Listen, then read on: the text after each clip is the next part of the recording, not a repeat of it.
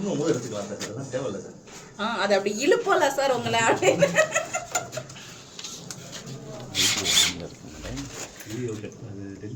Photo எடுத்துருங்க, photo அப்பப்போ எடுத்துக்கங்க.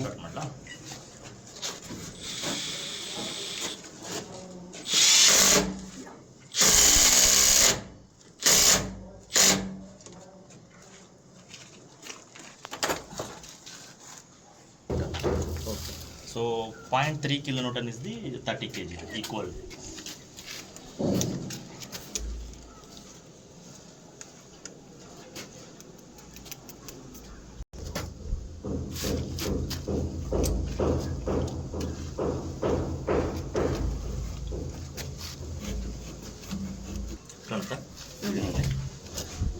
Start ಮಾಡಲಾ?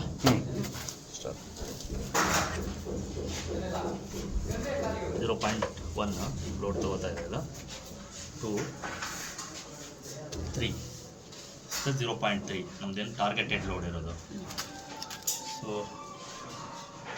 ಎಷ್ಟಿದೆ ನೋಡಿ, 5, 0.5, 0.5, 6, 0.6, 7, 0.7, 0.8, 0.8 ಅಂದ್ರೆ ನಿಮಗೆ 1 ಆಯ್ತು ಸರ್, 80 kg 1 ಆಯಿತು. 1 ಆಯ್ತಲ್ಲ, it is 100 kg. So 100 kg ಅಷ್ಟು ಲೋಡ್ನ ಟೆನ್ಷನ್ ಲೋಡ್ ಇದು. ಸೊ ಅಷ್ಟು ನಿಮಗೆ ಫೋರ್ಸಸ್ಸನ್ನು ಕೊಡ್ತಾ ಇದ್ದೀವಿ. ಸೊ ಆ್ಯಂಕರ್ಗೆ ಅಷ್ಟು 100 kg ಅಷ್ಟು ಫೋರ್ಸ್ ಕೊಡ್ತಾ ಇದ್ದೀವಿ ಇವಾಗ.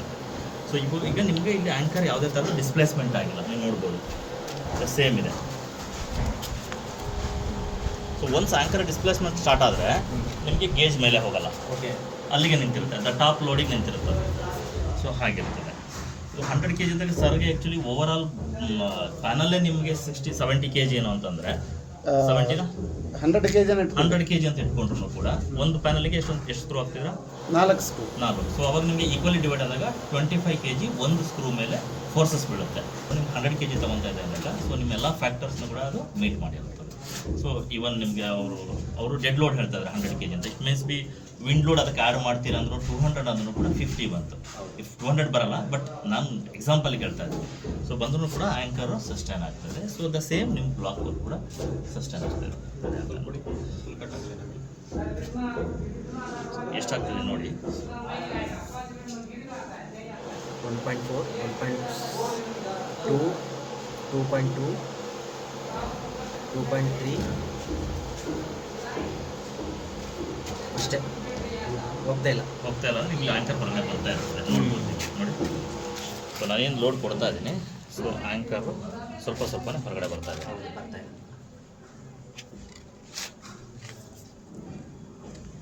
ಆ್ಯಂಕರ್ ಹೊರಗಡೆ ಬರ್ತಾ ಇದೆ. ಸೊ ಎಷ್ಟು ಹೊರಗಡೆ ಲಾಸ್ಟ್ 2.3